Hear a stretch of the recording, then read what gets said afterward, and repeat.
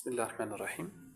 عندكم الآية القرآنية قال تعالى: قال معاذ الله إنه ربي أحسن مثواي إنه لا يفلح الظالمون. استنبط الحكم الشرعي والقيمة والعبرة من الآية القرآنية. عندكم على سبيل المثال 3 نقاط: نقطة للحكم الشرعي، ثم نقطة للقيمة، ثم نقطة للعبرة. إذا نحاول أن نوضح هذه الآية. إذا قال يوسف عليه السلام رافضا دعوة امرأة العزيز إلى الفاحشة: معاذ الله. أي حينما دعته امرأة العزيز إلى الفاحشة ماذا قال؟ معاذ الله، أي أعوذ بالله، إنه ربي أحسن مثواي. أولا استعان بالله عز وجل، ثم تذكر ماذا؟ تذكر سيده اللي هو عزيز مصر، يعني الزوج ديال امرأة العزيز. إنه سيدي، يعني زوجها عزيز مصر، أكرمني فكيف لي أن أخونه. ثم قال إنه لا يفلح الظالمون، أي أهل المعاصي والفجور لن يفلحوا عند الله.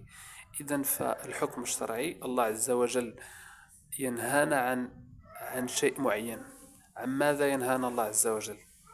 إذن فالنهي هنا يفيد التحريم. إذن فتحريم ماذا؟ تحريم الزنا، هذا الحكم الشرعي، تحريم الزنا. ثم أيضا يمكن أن نقول تحريم أيضا الخيانة، تحريم الخيانة. ويمكن أيضا أن نقول وجوب العفة، وجوب. إذن هذه أحكام شرعية استنبطناها من خلال قوله تعالى: قال معاذ الله إنه ربي أحسن مثواي إنه لا يفلح الظالمون. ننتقل إلى القيمة. إذا القيمة التي يمكن أن نستنبطها قيمة العفة، ثم أيضا قيمة الوفاء، لا بد من الوفاء، والوفاء هو عكس الخيانة. إذن العبر التي يمكن أن نستنبطها، هناك مجموعة من العبر. على سبيل المثال يمكن أن نستنبط الإحسان يقابل بماذا؟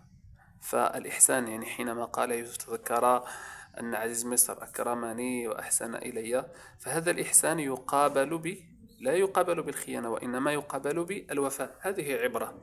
الإحسان يقابل كما قلنا يقابل بالوفاء لا بالخيانة. ثم أيضا يمكن أن نستنبط أيضا عبرة أخرى. من الذي دفع يوسف إلى عدم ارتكاب الفاحشة؟ الإيمان. إذن فقوة الإيمان تحصن من الوقوع في المعصية. قوة الإيمان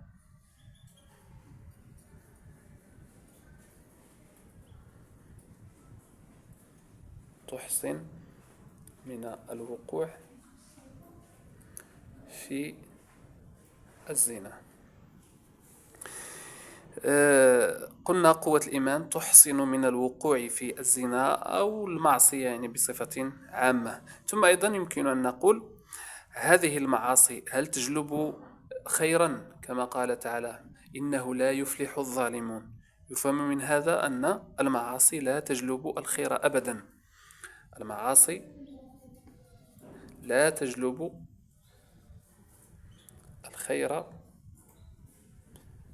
أبدا.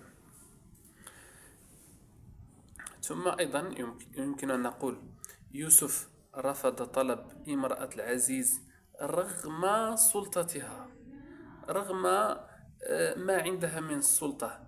وهذا إن دل إنما يدل على ماذا؟ يدل على الثبات على المبادئ. إذن العبرة التي يمكن أن نستنبطها وهي رفض الخطأ مهما كان مصدره.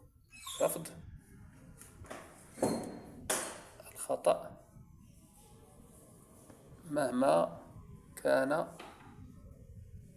مصدره.